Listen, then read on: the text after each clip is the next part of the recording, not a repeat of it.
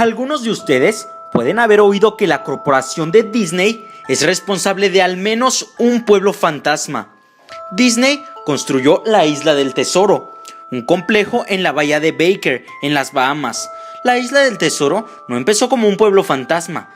Los barcos de cruceros de Disney realmente paraban en el puerto y dejaban turistas allí para relajarse en el lujo. Esto es un hecho y pueden buscarlo. Disney gastó más de 30 millones de dólares en el lugar. Sí, 30 millones de dólares. Luego lo abandonaron. Disney culpó a las aguas poco profundas diciendo que sus barcos podrían encallar y no se podía operar con seguridad. Incluso culpó a los trabajadores diciendo que porque eran de las Bahamas eran demasiado perezosos para trabajar en un horario regular. Pero acá no termina la historia. No fue a causa de la arena y es evidente que no se debía a los extranjeros perezosos. Ambos eran excusas convenientes para el momento. No, sinceramente dudé que esas razones fueran las verdaderas. ¿Y por qué dudo tanto de las razones por las cuales abandonaron este proyecto? Debido al Palacio de Mowgli. Cerca de la ciudad, junto a la playa de la Isla Esmeralda en Carolina del Norte, Disney comenzó la construcción del Palacio de Mowgli a finales de 1990. El concepto era un resort de selva con una temática gigantesca y sí, el palacio era el centro de todo el asunto. Si no están familiarizados con el personaje de Mowgli, les recordaré brevemente la historia de El Libro de la Selva. Si ustedes no lo han visto, lo conocen como uno de los dibujos clásicos animados de Disney de décadas pasadas, en donde Mowgli es un niño abandonado en la selva, esencialmente criado por animales y al mismo tiempo es perseguido por otros animales que le quieren hacer daño. El Palacio de Mowgli comenzó polémicamente. Disney compró muchísimas hectáreas para el proyecto a precios muy elevados. Incluso no se llegó a saber de varios escándalos que rodearon la compra de varias propiedades. El gobierno local expropió varios de los hogares, los cuales vendió a Disney. Esto incluso pasó con propiedades que habían sido recientemente terminadas de construir y fueron expropiadas con poca o ninguna explicación. La tierra tomada por el gobierno era supuestamente para un proyecto futuro de una autopista. Sabiendo muy bien lo que estaba pasando, la gente comenzó a llamarlo la autopista de Mickey Mouse. Luego estaba el concepto del proyecto. Un grupo de cuellos blancos de la compañía de Disney llevó a cabo una reunión en la ciudad. Tenían la intención de venderles a todos la idea de lo lucrativo que este proyecto sería. Cuando les mostraron el arte conceptual, este palacio indio gigantesco rodeado por selva con hombres y mujeres en taparrabos, bueno, basta con decir que a ninguno le gustó la idea. Estamos hablando de un gran palacio indio, selva, taparrabos y ubicado no solo en el centro de un área con gente de mucho dinero, sino también con un alto índice de xenofóbicos, en pleno sur de los Estados Unidos. Era una mezcla cuestionable en ese punto en la historia, pues no querían mucho a los extranjeros. Uno de los miembros de la multitud intentó asaltar el escenario, pero fue sometido rápidamente por los guardias de seguridad después de que rompió una de las vallas de presentación en su rodilla. Disney tomó esa comunidad y esencialmente los hizo arrodillar a sus pies. También, las casas fueron arrastradas, el terreno fue limpiado y no había ni una maldita cosa que se pudiera hacer o decir al respecto. La televisión y los periódicos locales estaban en contra de la construcción al principio, pero algo hizo Disney y manipuló los medios para que sus opiniones se convirtieran en opiniones sin valor alguno. Así es como se les ocurrió en la Isla del Tesoro, en las Bahamas, en la cual Disney gastó todos esos millones y se fue. Ocurrió lo mismo con el Palacio de Mowgli. La construcción se completó. Visitantes en realidad se alojaron en el resort. Las comunidades de los alrededores se inundaron con el tráfico y las molestias habituales asociadas con la afluencia de turistas perdidos y furiosos. De repente, todo se detuvo. Disney lo detuvo y nadie sabía qué diablos pensar, pero estaban muy contentos por ellos. La pérdida de Disney fue muy divertida y maravillosa para un grupo de personas que no querían este lugar desde el comienzo.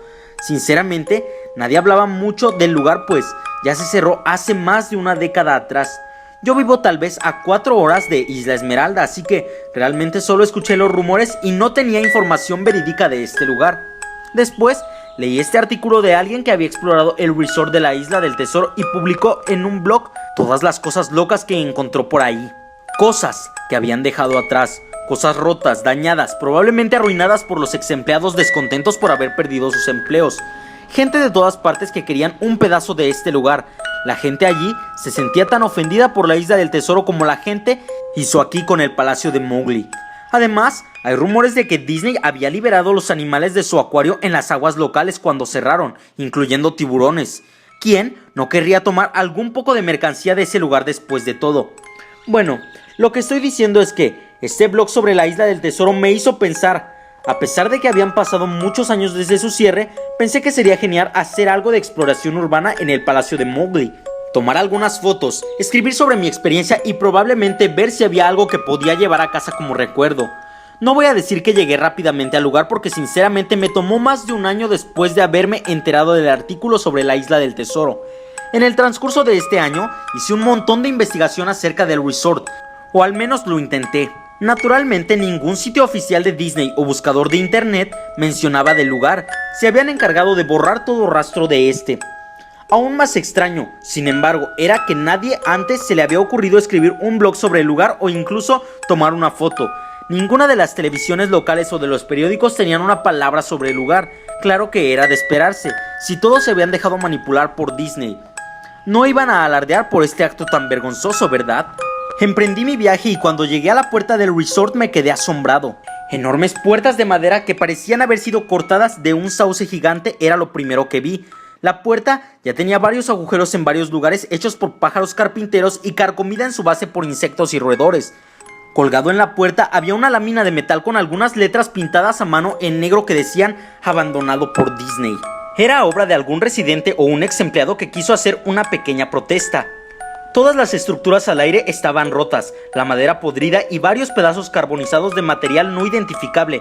Lo más interesante estaba en los jardines. Era una estatua de Balú, el oso amable del libro de la selva que se situaba en una especie de patio enfrente del edificio principal.